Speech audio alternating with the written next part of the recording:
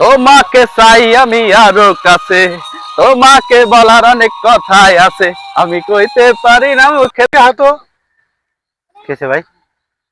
রোজা রাখছিলে? হ্যাঁ ভাই, মাঝ বেড়ে রোজা ছিলাম, নামাজ পড়ছি বাজক তো, এখন নামাজ পড়ি বাজক তো।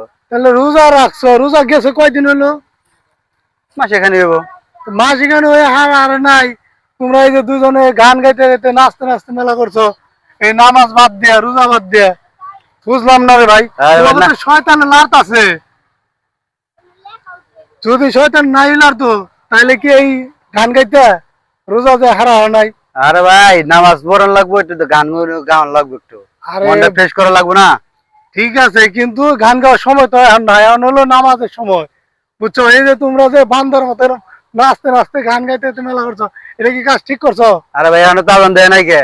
আজান দিলে তো মসজিদে যাম নামাজ পড়ার লিগে। ভাই তুমি মুসলমান না? হ্যাঁ ভাই, মুসলমান। মুসলমান কি গান গাওয়া জায়েজ আছে? না ভাই, এটা তো ঠিক না, আসলে সত্য কথা।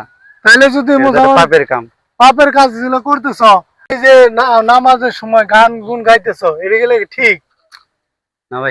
এগুলা ঠিক না। মুসলমান হিসেবে আমাদের কর্তব্য রাস্তাতে হাঁটলে জিকির করা, আল্লাহর নাম স্মরণ করা, মা বাবার নাম স্মরণ করে রাস্তাতে চলা, বুঝছো? কিন্তু তোমরা যে নাচানাচি করে গান গাও, এগুলো ভাই ঠিক না, বুঝছো? এখনো সময় আছে সামনে, তোমাদের এই সময়ের দিন। তোমরা যদি এরকম করো তাহলে তো তোমাদের দেখে অন্য ছোট ছোট বাচ্চারা কি শিখবো? তোমাকে দেখে তো এরা শিখবো নাকি? হ্যাঁ ভাই, ঠিক আছে। তাহলে ওদের শেখানোর জন্য তোমাদের কি করণীয়? রাস্তাতে যেতে সময় একটু জিকির করবা, আল্লাহ বিল্লাহ করতে করতে যাইবা, ঠিক আছে?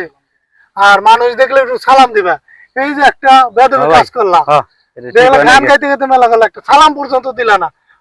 কিন্তু আর বেশি কিছু কইবার চাই না, কারণ মানুষ তো আশেপাশে অনেক আছে, তো এই কাজটা করো না, ঠিক আছে?